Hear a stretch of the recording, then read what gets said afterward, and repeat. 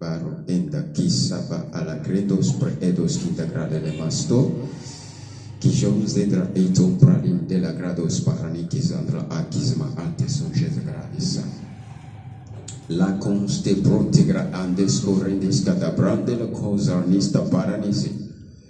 Je vais donner rapidement une prophétie, une révélation que le Seigneur m'avait donnée. J'ai vu un grand arbre avec plusieurs branches. Un grand arbre. C'est un arbre très robuste. Très très robuste, mais avec plusieurs branches. Mais aussi gros que soit cet arbre, il est soutenu par une seule petite racine initiale qui se courbe et dont une partie voit la chaleur du soleil. C'est-à-dire que l'arbre est géant, mais il est soutenu par une petite racine. Mais cette racine, tellement l'arbre s'est courbé que la racine, une partie de cette racine, petite racine, qui est en train de soutenir ce grand arbre, la petite racine, une partie est en train de voir la chaleur du soleil. Vous comprenez? C'est en train de se dessécher aussi. Et je vois encore un grand édifice, Jean 2 février, c'est-à-dire l'édifice est plus grand que le 2 février. Tellement haut, il y a plusieurs piliers qui soutiennent cet édifice. Mais j'ai remarqué par l'ordre divin que ces piliers sont épuisés. Épuisés d'avoir longtemps soutenu l'édifice.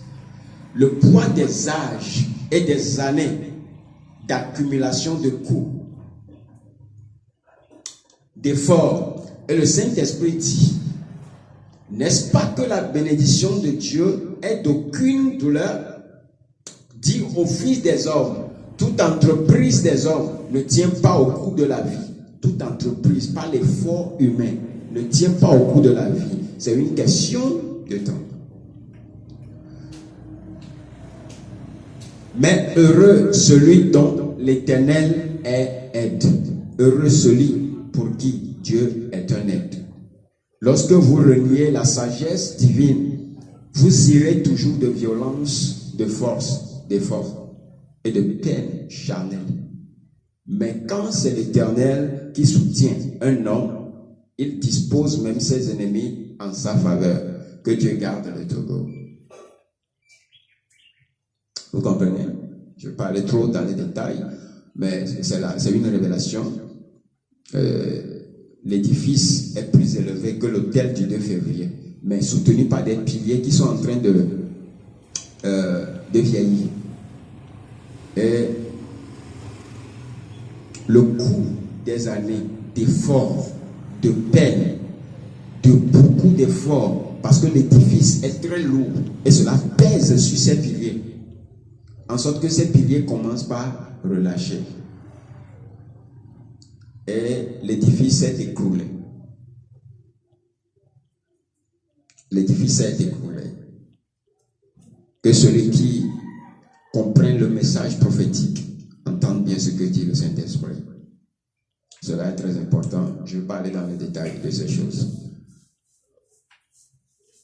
Nous allons juste prier et prendre le temps de craindre Dieu, de craindre sa parole. Parce que c'est important. Dieu bénit une nation par la bouche des prophètes. Dieu bénit des nations par la bouche des prophètes.